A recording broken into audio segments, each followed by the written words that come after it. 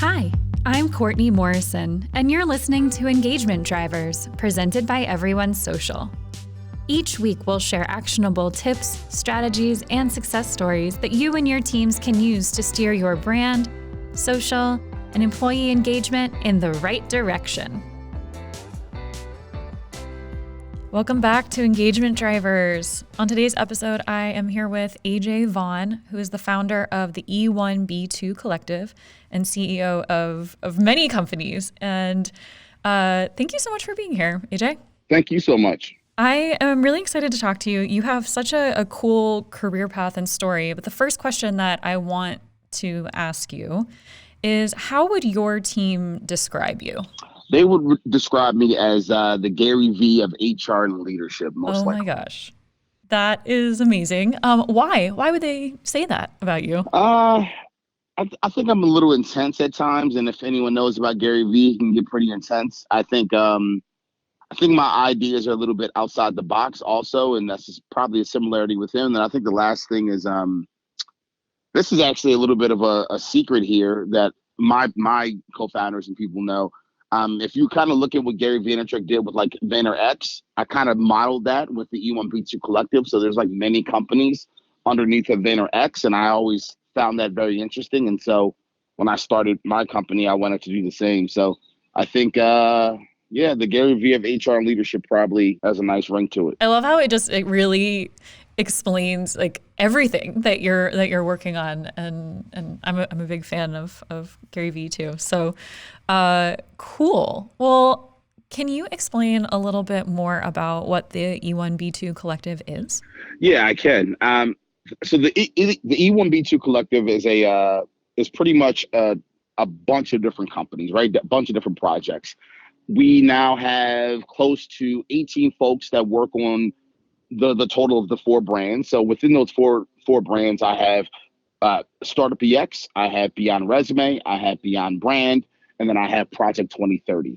And so that makes up the E1B2 Collective. Now, E stands for employees first, and then B stands for business second. And so for me, when starting this company, I really wanted to make it a really clear focus that employees are put first at a very operational level. And not that we're forgetting about business, but everything we do needs to kind of go through and it needs to be like an audit and an unpacking of the employees' points of views and preferences and desires. And then we implement that into the business. And then I guess the last thing that I'll say is every single company is improving the employee experience, again, at a very operational level. And we do a lot of really fun and interesting things.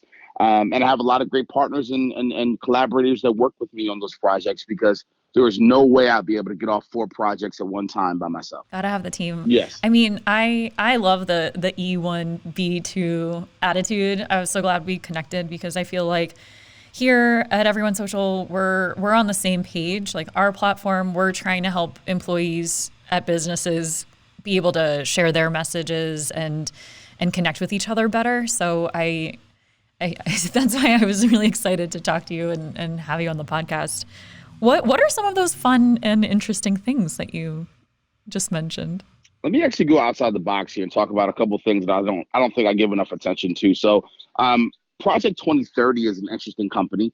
I believe that organizations don't really know what the head of people roles should be. And then I think individual practitioners and at the highest levels, like HR managers that are in those positions for, let's call it 9 years, 7 years, 10 years, I think they have a very difficult time understanding how to get to the highest ranks of quote unquote being a head of people or quote unquote being a CHRO. And so if your community knows anything about Lambda School, think of Project 2030 as a Lambda School for individual practitioners within the HR communities trying to inevitably become a CHRO. And so we give a lot of professional branding support. We give a lot of like roadmap of like, what do you need to inevitably do behind the scenes to try to inevitably have the skills to be ahead of people. And then actually within the role, we give a lot of leadership, strategic points of view, tactics, and best practices that allows those folks to have the leadership chops, the strategic strategy chops to inevitably become ahead of people, because it's very different than being an individual practitioner. And the learning curve from being an individual practitioner to a head of people is a very steep one. And so we didn't really see anything in the market that really taught people how to climb that ladder from a strategic leadership perspective. And so this is a fun project that I'm working on and we're launching in September. So that's fun. Super fun.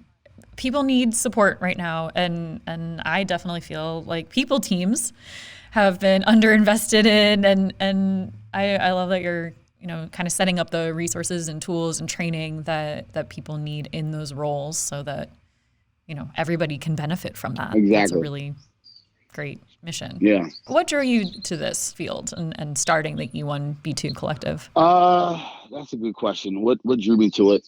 I think the fact that I lost a pretty substantial brand with Under Armour, and I throw that out not to brag because the company's no longer here, so I can't really brag about it, but I do throw out Under Armour because it is a substantial brand. It was a big moment in my career, in my life, and I lost that company that was associated with Under Armour at a very young age in my life, frankly, due to not understanding enough about employee experience and putting employees first.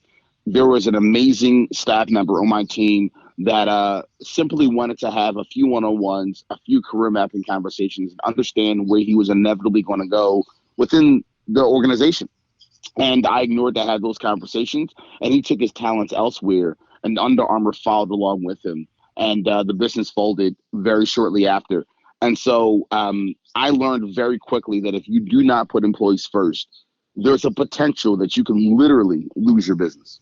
Wow, that is such a powerful story and reminder that it really is important for companies and businesses and leaders to respect their team members and give them opportunities to grow. I've found at a lot of the companies that I've worked at in the past that you can get stuck and I have felt stuck and not appreciated and not really knowing what my path looked like in the future at those companies. And that's when I leave. That's when I want to go somewhere else. Otherwise, I would be completely loyal and stay at the same company forever. That would be a goal and dream of mine. It's just, I don't know that companies are always there and giving the opportunities to internal candidates that they need to. Yeah, I don't think they are either. And so that's a very, exaggerate, example, right? Like in most cases, you're not going to literally lose the business, but in most cases, though, what you will have is you'll inevitably lose amazing talent. You will have significant turnover at times. That can slow down the business. You can have significant drops off in productivity, and you can lose out on a lot of money. And typically when you have, capitalist-driven type founders and CEOs and executives, losing money and having a lack of scalability typically is a big issue. And so putting employees first may not, not putting employees first may not actually end or lead to an ending of a business, but it can lead to a lack of productivity and a lack of inevitable scale. So that also sucks.